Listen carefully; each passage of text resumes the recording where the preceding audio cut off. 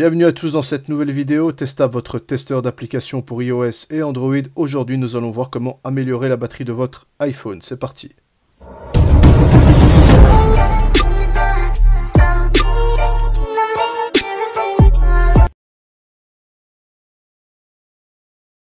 La première astuce, quand vous avez des apps qui sont ouvertes en arrière-plan, laissez-les comme telles, car quand vous allez recliquer dessus, vous n'aurez pas à retélécharger tout le package et les informations de l'application. Par contre, vous pouvez aller dans les réglages, vous allez dans Général, vous allez dans Actualiser en arrière-plan. Là, vous remarquez que j'ai désactivé l'actualisation en arrière-plan. Si vous voulez, vous mettez Wi-Fi, données cellulaires, et là, vous pouvez choisir les applications qui en arrière-plan vont s'actualiser et donc consommer de la batterie. Ensuite, vous remarquez que je n'ai qu'un seul widget.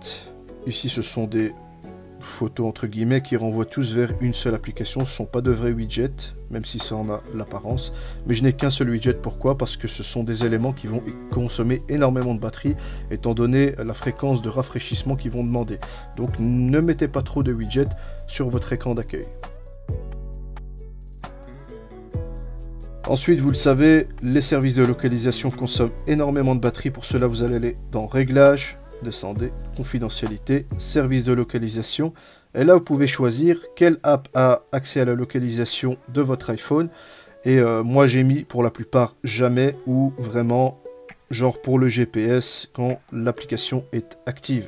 Sinon, vous pouvez désactiver ici et vous désactivez le service de localisation pour l'intégralité des applications. Vous revenez en arrière et vous avez ici Suivi, autoriser les demandes de suivi des applications, vous désactivez, comme ça vous n'allez pas avoir des applications qui vont vous demander la permission de suivre votre activité dans les apps et les sites web. Ça consomme énormément de batterie. Une autre petite astuce pour économiser un petit peu de batterie, vous allez dans Réglages, Luminosité et affichage et vous activez le mode sombre. Vous avez un écran OLED, donc là où vous voyez du noir, ce sont des pixels éteints, c'est un écran éteint, ce qui va vous permettre d'économiser un petit peu de batterie. Autre chose importante, quand vous allez dans les réglages pour définir un nouveau fond d'écran, choisir nouveau fond d'écran, vous ne mettez surtout pas un fond d'écran dynamique, car comme son nom l'indique, c'est dynamique et donc ça consomme de la batterie. Et quand vous allez mettre un fond d'écran, hop, vous désactivez la perspective, parce que la perspective, si on définit ici l'image comme fond d'écran, vous allez voir que l'image bouge derrière. Donc c'est une animation qui est inutile et qui consomme de la batterie pour rien. Vous désactivez cela. Quand vous allez dans les réglages, vous cliquez sur notifications et vous avez toutes vos applications qui sont ici. Par exemple, la première, je n'ai pas autorisé les notifications. Il faut savoir que si j'autorise les notifications, eh bien quand l'écran est éteint, il s'allume, affiche la notification et consomme donc un petit peu de batterie. Donc vous pouvez faire ça pour chaque application selon leur degré d'importance à vos yeux. Vous pouvez voir que la plupart des notifications ici sont désactivées. Vous allez ici dans les réglages, luminosité et affichage, verrouillage automatique. 30 secondes pour les besoins de la vidéo, je mets jamais, mais sinon vous mettez 30 secondes, ça veut dire que si vous n'utilisez pas votre iPhone pendant 30 secondes, il va se verrouiller et ainsi vous allez économiser de la batterie.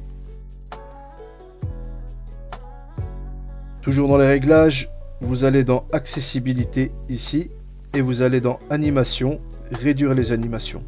Et là, vous allez avoir des animations complètement minimalistiques, mais ça va vous permettre d'économiser un petit peu de batterie, même si on aime iOS justement pour ses animations, etc. Mais ceux qui veulent vraiment aller plus loin, c'est une manière d'économiser un petit peu de batterie que de réduire les animations. Une petite astuce, lorsque vous utilisez votre GPS, par exemple, si vous utilisez Waze, eh bien vous tapez votre adresse de destination, vous attendez le chargement et ensuite quand vous êtes en route, vous coupez la 4G parce que la 4G va constamment chercher des informations de mise à jour et donc consommer de la batterie. Vous allez dans Réglages, vous descendez Mail, vous allez dans Compte, Nouvelles données, toutes les heures. Vous voyez bien que les notifications push sont désactivées, ça va permettre d'économiser un petit peu de batterie parce que sinon l'iPhone sera toujours en recherche de nouveaux emails. Et j'ai demandé donc une récupération des données toutes les heures. Vous pouvez le faire également manuellement, c'est-à-dire lorsque vous ouvrez l'application mail, à ce moment-là vous aurez vos nouveaux mails qui vont débarquer dans vos boîtes mail. Ça fait beaucoup de mails. Dernier point, toujours dans les réglages, vous allez chercher Siri et recherche. Vous vous assurez que DSiri soit désactivé pour que votre iPhone ne soit pas constamment en attente de ces mots-clés. Bouton latéral pour Siri désactivé, etc., etc. Ça vous permet d'économiser aussi un petit peu de batterie. J'espère que cette vidéo vous a plu et qu'elle vous sera utile. Moi, je vous laisse là. Je vous dis à la prochaine pour une nouvelle vidéo. Et d'ici là, portez-vous bien. Ciao, ciao.